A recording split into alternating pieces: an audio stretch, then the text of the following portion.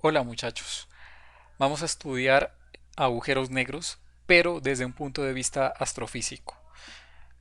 ¿Por qué vamos a estudiarlo desde este punto de vista y no desde el punto de vista más matemático del asunto? En primer lugar, porque eso se va a incluir en el curso que está creado en este canal, que es de gravedad cuántica.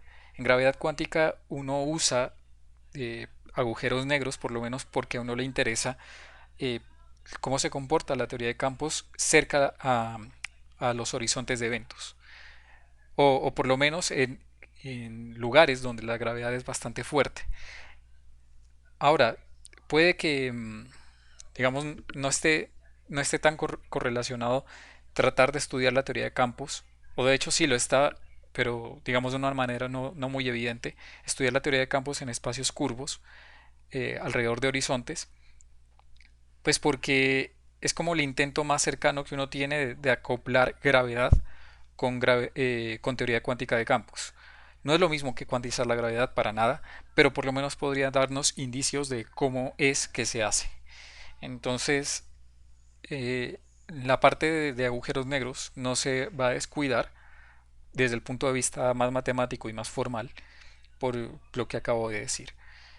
Pero como físico es importante estar ligado a lo que nos dicen las cosas que sí podemos ver y comprobar, por lo menos con experimentos y observaciones.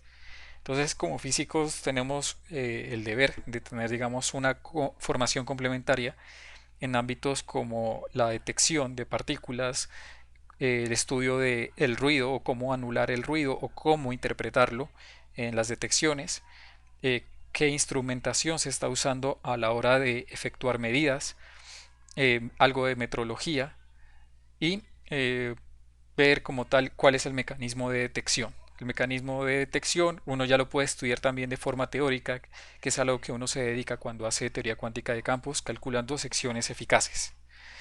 Eh, Ahora, en el cuento de esto de agujeros negros desde el punto de vista astrofísico, como nosotros vamos a enfocarnos al universo, el universo no lo puedes meter en un laboratorio, solamente puedes observarlo. Es decir, necesitas tener herramientas que te permitan interpretar lo que estás viendo a través de los telescopios, radiotelescopios y lo que hayas puesto en el cielo. Así que, pues nada, aquí estamos estudiando agujeros negros desde este punto de vista. ¿Qué es la evidencia, por lo menos, que tendríamos nosotros a mano? Mucha gente, pues, todo el mundo dice que eh, uno tendría o tiene evidencia como tal de la existencia de agujeros negros, pero uno no tiene evidencia como tal de agujeros negros, sino hasta que uno vea exactamente lo que está prediciendo en la teoría, que tengan una singularidad y que tengan un horizonte de eventos, por lo menos que sea irrefutable. Por ahora, todo se basa en mediciones indirectas que tienen muchísimo sentido, que se basan en teoría muy bien fundamentada, pero pues que simplemente se quedan en eso, en que son teorías que se corroboraron, que por lo menos tienen evidencia experimental, pero eh, que puede haber otros motivos que por lo menos causen el halo que se vio cuando se hizo la detección del agujero negro. Por lo menos el halo ya se sabe que proviene, o por lo menos la parte oscura, no es el horizonte de eventos ni nada por el estilo, sino que es algo que se conoce como la sombra del agujero negro. Listo, entonces veamos ahora desde este punto de vista que es un agujero negro. Por lo menos cuando hablamos de agujeros negros astrofísicos no nos interesa tanto la definición formal de lo que es un agujero negro, como una región desconectalmente desconectada causalmente. Nos interesa más bien que es una región del espacio-tiempo en la cual la gravedad es demasiado intensa, tal que nada puede escapar de él, ni siquiera la luz. Ahora, pues digamos, esto se había pensado desde antes por John Michael y Pierre Simon Laplace, por allá en el siglo XVIII, y se hizo este pequeño cálculo. Fijémonos que por aquí estoy aplicando la conservación de la energía, suponiendo que tengo energía potencial gravitacional, y por acá tengo la velocidad en el infinito de una partícula que quiere escapar de una región que tiene esta atracción gravitacional. Y pues claro, yo le imprimo una energía cinética y me interesa calcular cuál sería esta velocidad. Postulemos que esta velocidad sea la velocidad de la luz, que por la época no se sabía si era finita, aunque había indicios de que sí lo era. Es decir, uno parte de la hipótesis de que B es finita. Claro, si uno quiere escapar de una región, en el infinito le interesa por lo menos que la velocidad se haga cero. En el infinito sería a un punto muy lejano. Entonces, uno manda este parámetro a cero y lo que tendría sería que esto sería igual a esto. Se pueden cancelar las masas y lo que sucede es que si yo supongo que esto es la velocidad de la luz, el objeto como tal que debería cumplir la condición de que tenga o de que la velocidad de escape del objeto sea la velocidad de la luz, tendría el siguiente radio. Entonces paso esto, el 2 para multiplicar a todo el término, borro el 2, paso la R a multiplicar y este a dividir, y lo que obtengo es esto que está aquí. ¿Listo? Esta es la constante de gravitación universal de Newton. Listo. Entonces, esto se conocería como el radio crítico del agujero negro. O por lo menos se esperaría que un objeto que donde la velocidad de escape sea igual a la velocidad de la luz no tendría por qué emitir radiación, nada, ni nada por el estilo. Entonces, pues lo que debería ver uno cuando, digamos, descubriera ese objeto sería que tendría que ser negro.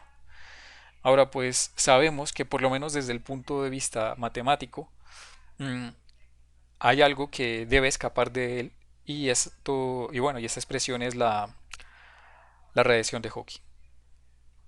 ¿Listo? Un recorrido histórico eh, más acá. En 1915, pues Einstein publica la relatividad general. Y la gente ya tiene mucha curiosidad por esa época y ya se pone a trabajar y en 1916 Karl Schwarzschild publica su solución a las ecuaciones de Einstein, por lo menos la más simple. ¿Y qué es lo que encontramos? Que encuentra esta métrica, por lo menos para un objeto que es esféricamente simétrico y que no tiene momento angular. Eh, claro, no estamos hablando ni siquiera de agujeros negros. Esta métrica vale incluso para objetos que tienen un momento angular muy bajo como la Tierra. Entonces podríamos decir que esta es digamos, la métrica del espacio-tiempo que generaría un objeto masivo. Generaría, no es la métrica como tal que este objeto tendría en su interior, sino que sería, digamos, sería la métrica que tiene el espacio-tiempo al exterior del objeto. ¿Sí? Y aquí ya vemos algo curioso. Fíjense que aquí hay un menos uno por aquí. Es decir, que si este R se hace igual a 2mg sobre c cuadrado, esta parte diverge y por lo tanto habría una singularidad. Pero lo que sucede es que justamente cuando R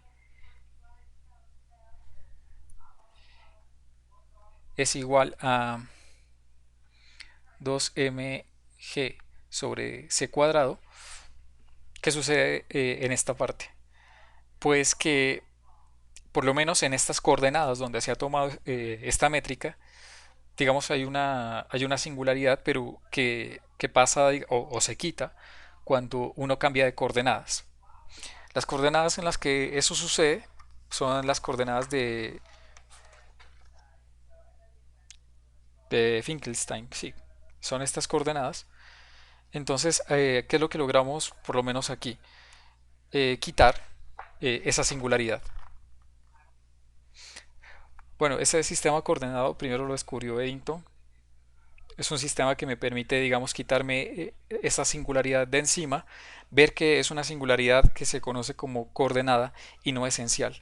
Si es una singularidad esencial, estamos hablando o solamente se dará cuando r sea igual a cero y hay, digamos, métodos matemáticos para hacerlo y una es el hecho de suponer o más bien el hecho em, de que los escalares no cambian bajo difeomorfismos y cuando esto sucede ustedes van a ver que por lo menos este escalar va a ser proporcional a 1 sobre r a la 6. Entonces, este escalar no va a cambiar, lo único que me va a decir o me está dictando algo sobre la curvatura. Esta curvatura tiene problemas en r igual a 0. Entonces, así podemos verificar que esta singularidad en r igual a 2m pues no es una singularidad esencial. En 1918, Hans y Gunnar Nordström obtienen la solución de un cuerpo con carga y masa. Entonces aquí van apareciendo ya parámetros importantes que nos van a dar como la idea de qué cosas van a identificar un agujero negro. Fíjense la forma de la métrica, es una métrica estática. Las métricas estáticas, digamos, hay un teorema que vincula la simetría esférica con el hecho de que sean estáticas. Este es el teorema de Birkhoff. Entonces, probablemente lo estudiamos después, pero es algo a tener en cuenta. Fijémonos la forma en la que tiene. Por métrica estática, yo no he dicho, digamos, en ninguna parte de los cursos que yo tengo, qué es ser estático. Entonces, supongamos que ustedes pueden foliar el espacio-tiempo. Yo aquí lo único que estoy suponiendo es unas bases, digamos, no muy fuertes en relatividad general, así que creo que se va a entender. Por estático me refiero a que si ustedes hacen una foliación y ponen un vector time-like, la foliación produce aquí por aquí una hipersuperficie space-like y pues por lo tanto el vector normal va a ser time-like. Si ese vector time-like se proyecta, digamos, sobre esta superficie y tiene componentes, es decir, la proyección es diferente de cero, estamos hablando de un espacio-tiempo estacionario. Ahora, existe el caso particular en el que este vector no tiene proyección y cuando eso ocurre estamos hablando de un espacio-tiempo estático. Así que, nada, cosas a tener en cuenta y tecnicismos pues nada, es importante conocerlos. Entonces, listo, estas dos soluciones tienen simetría esférica y por lo tanto son, son estáticas. Si ustedes, por ejemplo, tuviesen un agujero negro cargado, el hecho de que el agujero negro tenga carga, como tal, no quiere decir que ustedes tienen el agujero negro por acá y acá tienen, por ejemplo, cargado, qué sé yo, negativamente, y por acá tienen una carga positiva. Estos dos se van a comunicar y este agujero negro va a traer a la carga positiva. Eso no significa eso. Solamente que la carga en un agujero negro va a influir en la geometría que éste tiene. Por lo menos ustedes pueden ver aquí que uno, bueno, listo, no puedo reabsorber como tal este término en la masa, pero por lo menos iba a modificar la forma en la que medimos el tiempo y la coordenada radial. Entonces no es lo mismo a un agujero negro de Schwarzschild y si uno alguna vez lo ve y le mide la masa, pero tiene una forma que la cual no predice, digamos, esta métrica, pues uno estaría hablando de un agujero negro cargado. Ahora, pues lo más probable es que el agujero negro no esté cargado y por lo menos en el contexto de astrofísico no nos va a interesar ese tipo de agujeros negros. Así que los presentamos, digamos que por completez. Ahora, en 1958, David Finkelstein encuentra que la solución de Schwarzschild tiene un horizonte de eventos. Si ustedes se fijan, estas cosas se descubren así. Schwarzschild descubre esta métrica, pero no se pone a analizar qué significa tener un horizonte de eventos. Si ustedes se fijan por aquí, eh, us- ustedes pueden tener lo siguiente, una zona en la que sus vectores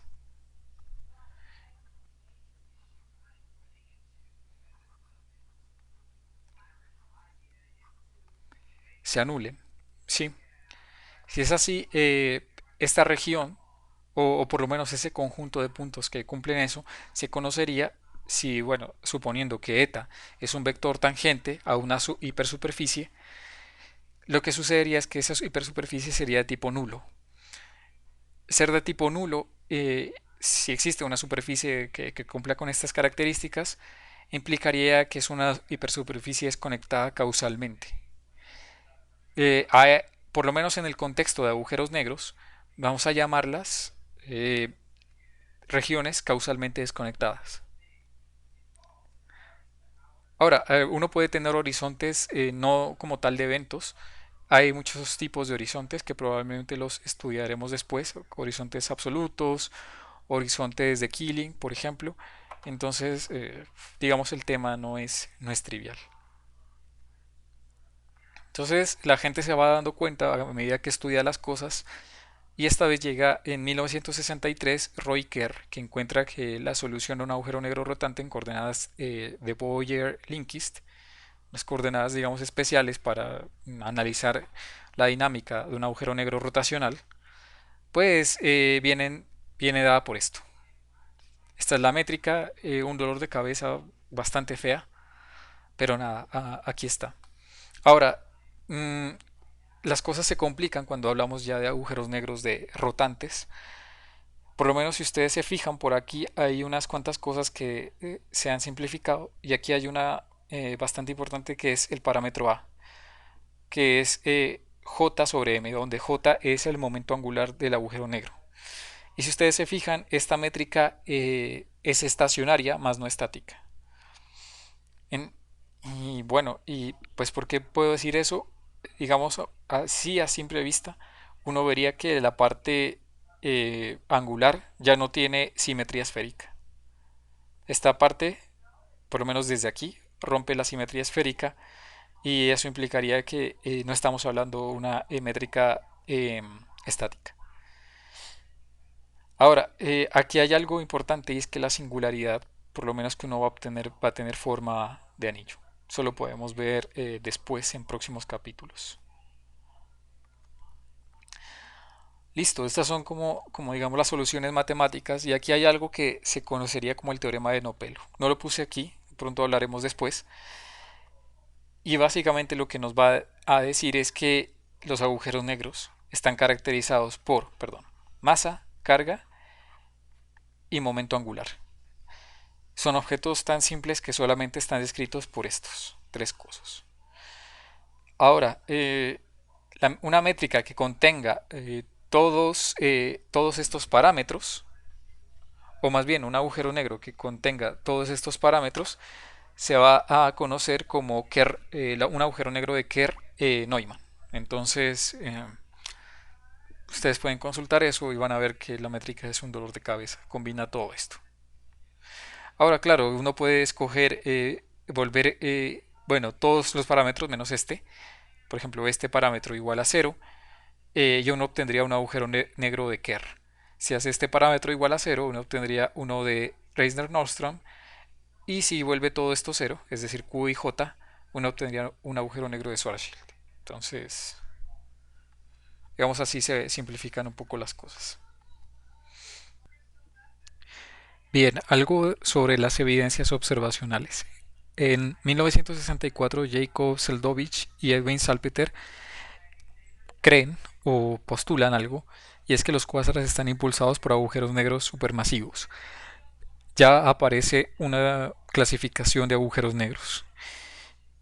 Y bueno, y además, pues el término cuásar. Entonces, pues los cuásares no van a ser nada más que, digamos, objetos que van a emitir una gran cantidad de radiación electromagnética y lo hacen de manera, digamos, axial. ¿Por qué lo hacen de manera axial?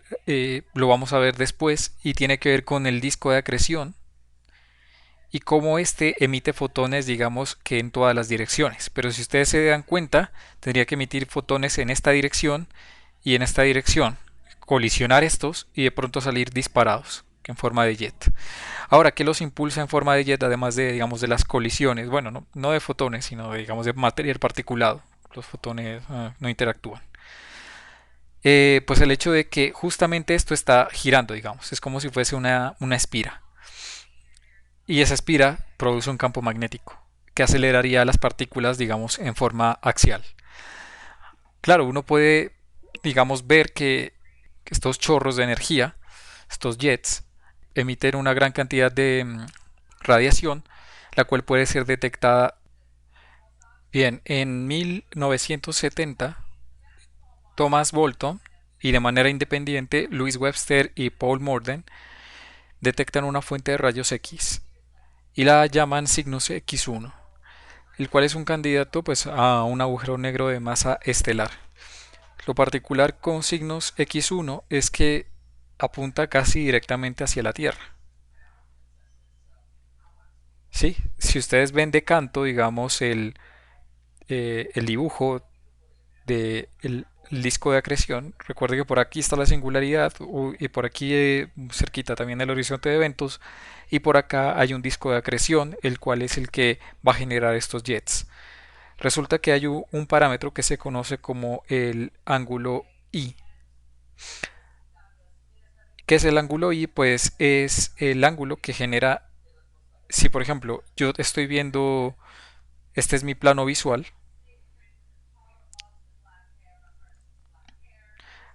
el ángulo I va a ser simplemente el ángulo que forma el disco de acreción, o más bien el eje en donde gira, o el plano donde gira el disco de acreción, y eh, ¿cómo se llama? El rayo, digamos, que llega hacia mi ojo. Ese es el ángulo I. O pues mi ojo sería en este caso mi telescopio.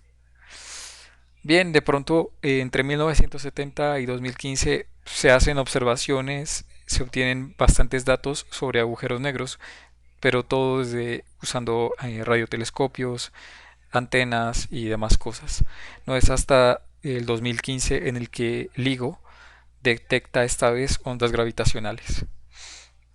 Se identifican, claro, estas ondas gravitacionales con dos objetos masivos que probablemente hayan sido agujeros negros. Ellos aseguran que fueron agujeros negros que están orbitando uno contra el otro. Y estos generaron pues un patrón de onda gravitacional y después la posterior colisión que por acá se incrementa y, ¡pa! Y hace un pulso, digamos, se elimina el pulso. Claro, LIGO es un interferómetro, eh, tiene, es un interferómetro, digamos, puesto, no recuerdo, bueno, uno en un lado de Estados Unidos y el otro en la costa este y otro en la costa oeste de Estados Unidos. Entonces, pues nada. Ahora, sobre ondas gravitacionales, por lo menos la parte matemática, una, eh, la que se deriva por lo menos de la parte del tensor de Ricci a través de perturbaciones, una aproximación no de campo débil, pero pues igual si es, bueno, mentira, es una aproximación de campo débil la que uno usa para obtener las ecuaciones de ondas gravitacionales, probablemente también haré un video. Hay otra, digamos, más interesante aún porque lo que sucede es que el tensor de Ricci está directamente asociado a que aquí haya materia.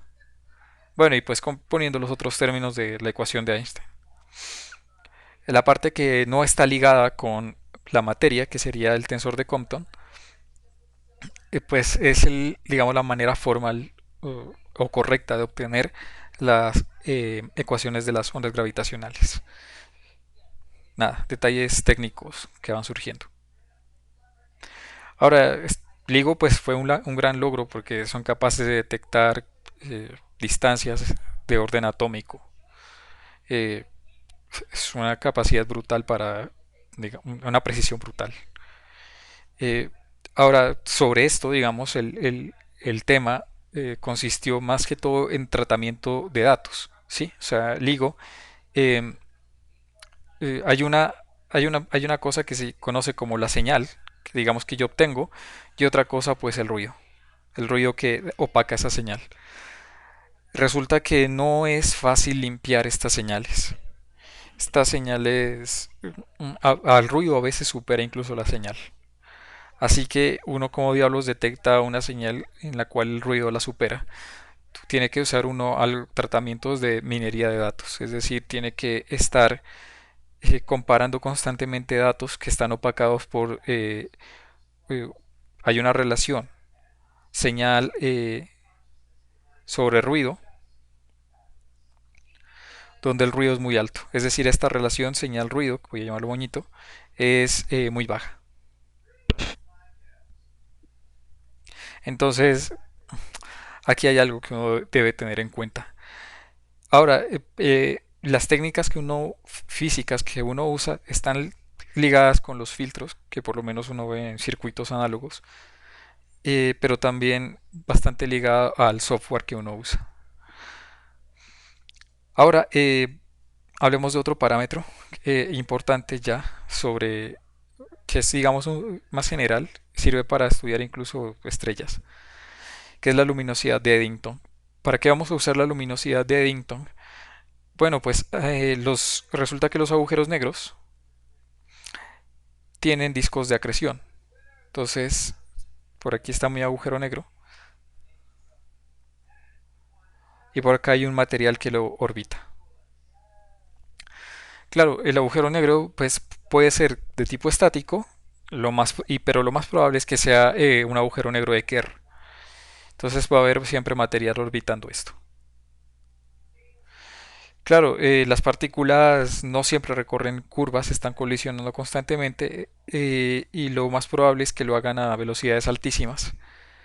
Y esto hace que este disco de acreción pues eh, emita luz. Ahora, hay un parámetro, el parámetro de la luminosidad de Eddington, que se obtendría a través de comparar o hacer o equilibrar la presión de radiación que generaría esta radiación, digamos que se va o que escapa de este disco de acreción, y la fuerza gravitacional con la que este agujero negro atrae, digamos, a este material. Ahora, cuando estas dos fuerzas se igualan, lo que uno obtiene sería la luminosidad de Eddington. Ahora, ¿cómo se igualarían estas dos fuerzas? Esta ecuación que está aquí sería la ecuación de Euler para fluidos incompresibles. Por este lado, cuando uno tiene densidad constante, bueno, por aquí sería un gradiente de un W. W tiene que ver con la convección térmica. Pero, digamos, esta convección se puede escribir en términos de la presión. Y por acá también presión sub cero, pero también se podría escribir esa presión en términos de densidad. Esta es el potencial gravitacional y fíjense que aquí no estamos usando nada de relatividad general, esto simplemente es ley de gravitación universal. Y pues nada, sustituyan por aquí la presión física que experimenta, digamos, este fluido con la presión de radiación y lo que van a obtener cuando ustedes integren eh, pues esa expresión, la luminosidad de Eddington que viene dada por esta expresión. Claro, por aquí si ustedes sustituyen, por aquí habría algo que sería la masa del protón, las secciones de Thomson para el electrón, la velocidad de la luz, la constante de gravitación universal, es decir, que todas estas cosas son constantes. Y conviene expresarlas en algo que se conoce como las masas solares. En términos de las masas solares, van a venir dadas digamos, gran cantidad de las cantidades astrofísicas que vamos a estudiar. Y pues este M con un circulito acá significaría una masa solar. Listo, eso sería todo por el momento. Y volveremos después con más sobre la astrofísica de agujeros negros y viendo cómo los discos de acreción pueden ser formados por estrellas, las cuales experimentan una deformación. Y esa deformación pues se va a conocer como el lóbulo de Roche. Hay una forma muy bonita para obtener este lóbulo y tiene que ver con estudiar el potencial. En vez de estudiar como tal las fuerzas, uno se remite a los potenciales gravitacionales y va a ver que los potenciales tienen como una forma de un 8 por acá. La estrella resulta que llena una de las líneas equipotenciales y resulta que esas líneas equipotenciales, como tienen forma de 8, pues debería ser llenada por un lóbulo. Cuando el lóbulo de Roche supera, digamos, ese punto de equilibrio, que sería un punto de equilibrio de Lagrange, recuerda, un punto de equilibrio de Lagrange es donde la fuerza gravitacional se iguala con la fuerza gravitacional del otro objeto, pues si se supera ese punto se caería o caería material hacia el agujero negro, formando un disco de acreción. Claro, si la luminosidad de Eddington, bueno, si la luminosidad que emite este anillo o este disco de acreción supera la luminosidad de Eddington, resulta que el brillo disminuye y lo que va a pasar es que la tasa a la que el agujero negro consume material particulado va a disminuir. Si esa luminosidad no supera el límite de Eddington, pues la fuerza gravitacional gana y consume a un mayor ritmo su anillo o su disco de acreción. ¿Qué otra cosa vamos a estudiar? Pues el hecho de que este agujero negro no es un agujero negro en general de Schwarzschild, sino que es un agujero negro de Kerr y tiene órbitas circulares estables que no son triviales. No son triviales en el sentido de que es raro, pero van a venir discretizadas. Y hay un mínimo de órbita circular que es estable, que se va a conocer como la ISCO, Innermost Stable Circular Orbit. Entonces, pues nada, esto vendrá dado a través de la solución de Kerr para el agujero negro. Y pues nada, hay que estudiar digamos, el agujero negro de Kerr. En primer lugar, porque estas iscos varían en función de algo que de pronto no se tenía, por lo menos en la teoría newtoniana, y que es un efecto netamente producido por la relatividad general. Y es que el radio a la cual se encuentra esta isco va a depender de si la órbita va en el sentido en el que el agujero negro gira o va en contra del giro del agujero negro. Es bastante bonito porque ya estamos viendo predicciones que tiene la relatividad general sobre estas cosas. Usualmente uno estudia gravedad newtoniana para, por lo menos el lóbulo de Roche se puede determinar perfectamente con gravedad newtoniana, entonces, pues nada, es bonito ver como tal los efectos de la relatividad general sobre este tipo de objetos. Listo, hasta aquí el video, espero les guste esta miniserie de videos que va a tardar una semana. Chao.